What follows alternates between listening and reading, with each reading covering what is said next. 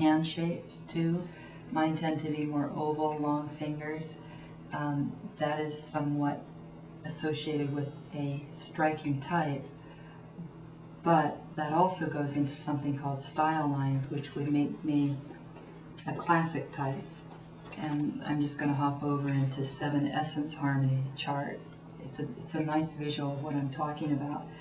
This is the balance line in this bone structure concept, and it would be called a classic type. It's the medium between the different body types.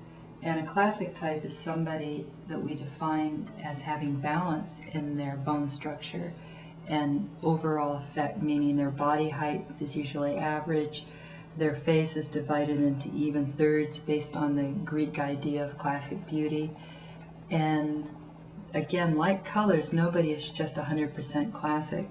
I'm about 50% classic. I have balance in my bone structure, average height, and I have a little bit of what we call romantic. Now, Elizabeth Taylor is a fleshy type of body, oval face, but luscious, lots of hair, often large eyes. And romantic type is more of a high yin feminine type. And we call the areas above this classic line as the very yin qualities, the very feminine qualities. An angelic type, bone structure wise, would be very elongated, oval. Again, Uma Thurman, Grace Kelly. It also applies to men too. Donald Sutherland's a very good example of a very unusual angelic type, extreme elongation and what we call otherworldliness. And this type falls in the yin categories, extremely feminine, and it's based on the Chinese yin-yang. Yin being, well, in flavors would be sweet, feminine, softer effect. And then youthful types would be what we often call as a wide-eyed expressive type, like Meg Ryan. And incidentally, Marilyn Monroe was a youthful type, although they often made her into more of a romantic type with hair and makeup, full hair, and they'd kind of plump up her lips and cleavage, and that's more indicative of a romantic type. But in her real natural, unmade-up state, she was much more youthful. And then below the classic line is what we call the more yang types. Natural types being, again, Lauren Hutton is a wonderful example of a natural type.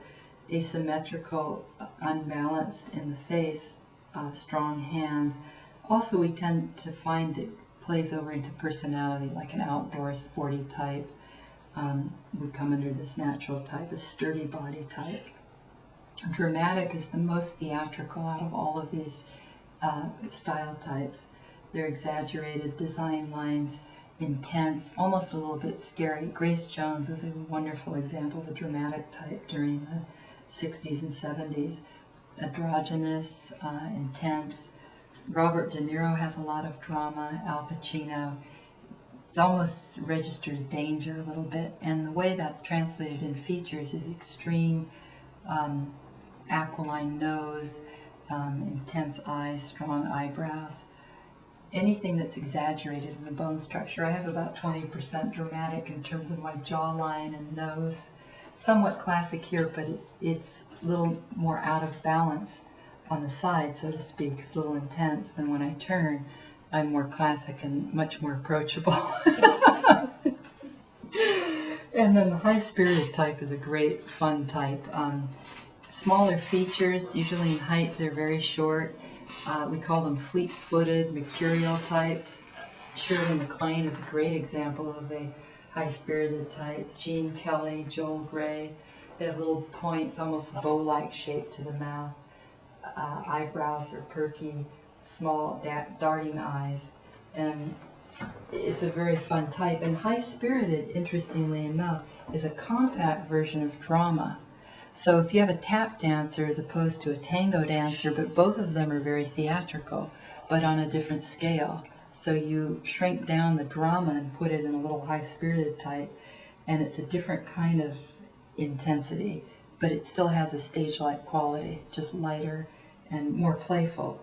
And they'll tend to poke fun at fashion, wear little caps, vests, And all of these types translate into design lines and clothing, but that's a little bit long and lengthy to go into now.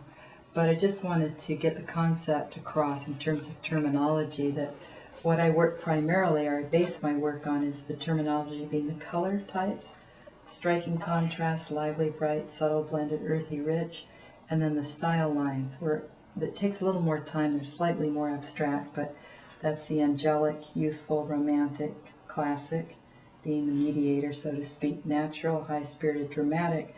And all this leads up to a term that we call shibui, which is the art level of where all this can be taken to: timeless beauty.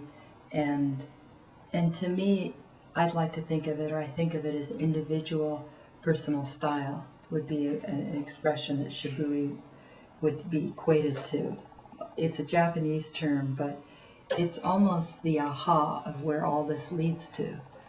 In other words, color and style isn't something that's just superficial, but it's something that is a tool to bring out who we are in a way that brings us confidence and actually harmony to others who look at us, and we're feeling that we're expressing who we are on the surface, but that helps bring out our inner essence. And I've experienced that myself since I was going back to why I had my colors done. I had them done to make my mom happy originally, and then I had the experience of better interaction with people. It was almost like therapy. Even though it wasn't starting on an intellectual level, it was starting on an outer level, almost going around in a shell, and then finding that through being more in harmony visually, it helped one be more in harmony emotionally based on the interactions that I had with others. I felt better about myself and more confident, and they felt better that I felt better.